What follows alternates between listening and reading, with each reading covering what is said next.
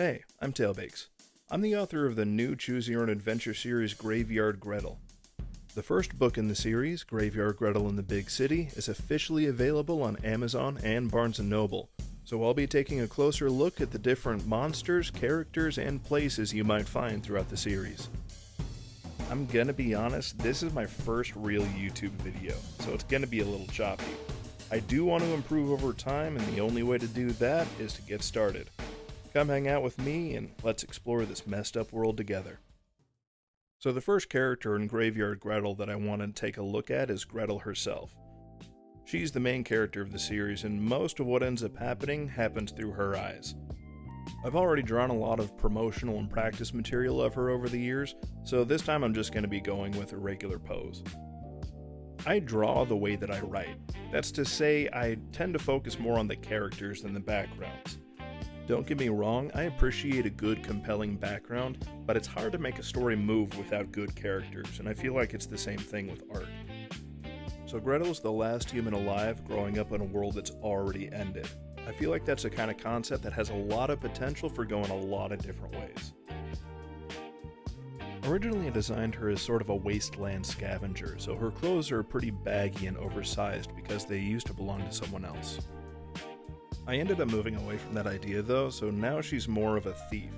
She kinda scratches out a living by stealing and pawning stuff from different characters and monsters.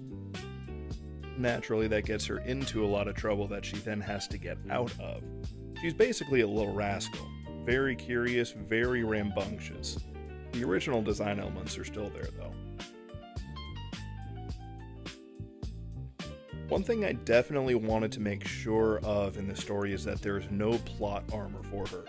The world that she lives in is very much dead, and if she isn't careful, so is she.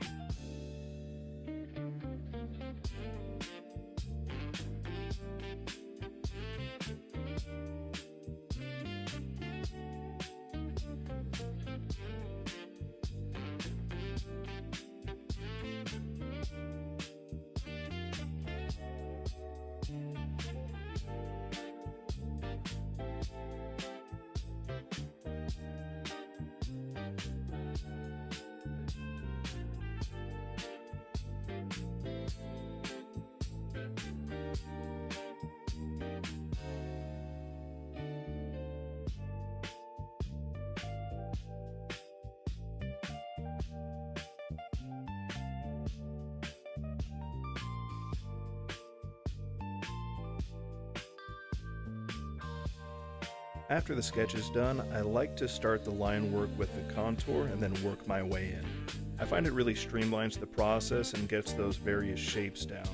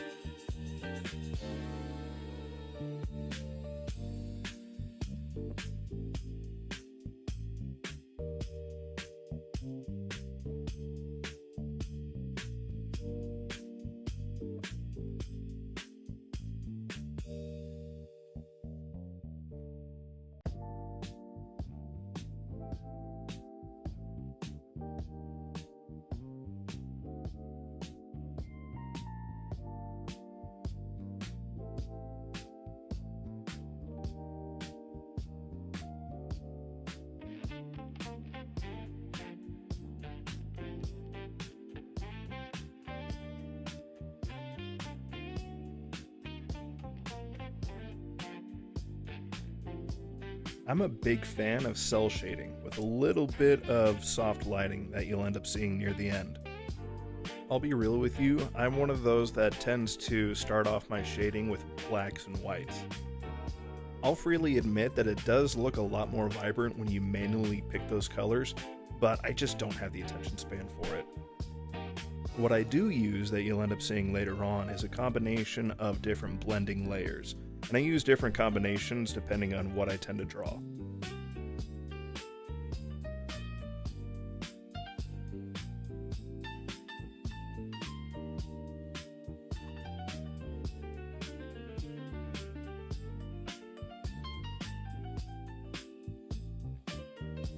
The first book takes place in a cavern the size of a small country. It's basically a giant grave for everyone. It's typically very gray and somber. I wanted to emphasize just how dead the world is. And in contrast, Gretel is almost cartoonish with how she ends up looking. Very large, unkempt hair, almost pastel colors, and very animated. At first, when she was more of a scavenger, I actually had her a lot more mundane. Lots of earthy browns, very much a product of the world that she's in. Could almost blend into the scenery. In some of her earlier artworks, that is actually how she looks, but I ended up moving away from that idea. She still does have some of the earthy brown tone to her. The hair and eyes are actually different variations of the same color. The reason I ended up opting for someone so starkly different from the world that she's in is because I actually love that contrast. Here we have a world that's almost entirely populated by undead and monsters, and there's just this random little girl running around poking her nose into everything, wreaking havoc wherever she goes. It's the kind of story that really almost writes itself. Originally, I did have a lot of hesitation throwing somebody like Gretel into a world like this. This is the kind of story that does not pull its punches. It is 100% a horror story and 100% choose your own adventure. If the reader chooses wrong, there is a good chance that Gretel's going to die a horrific death. But there was enough potential in the idea that I figured I might as well just try a rough draft and see where it goes. It actually turned out a lot better than I thought it would.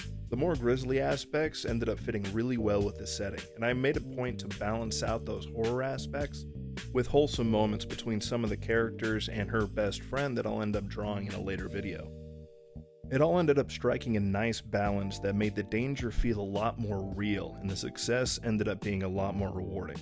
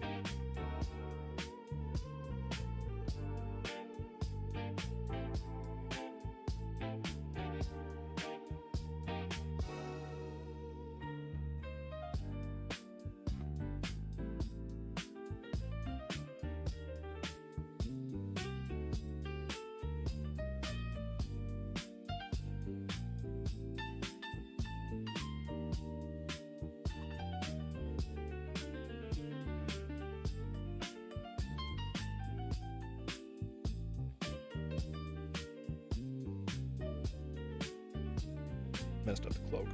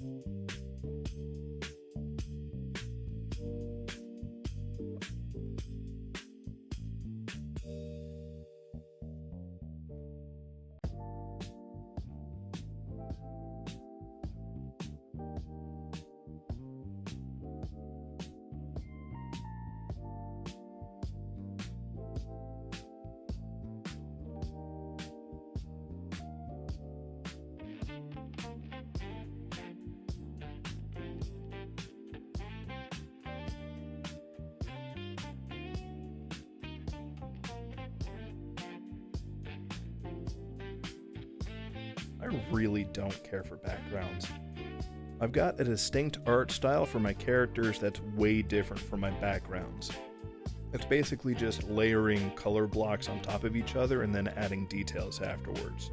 Not nearly as in-depth.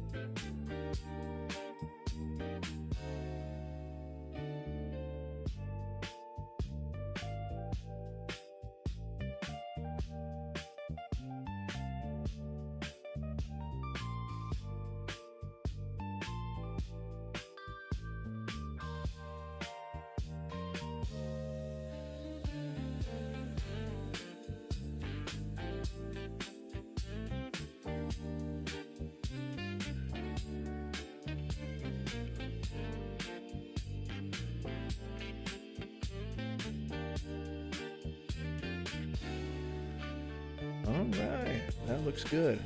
Say hello to the world's last human. Look at that smile. World's messed up beyond belief, but she's ready for it.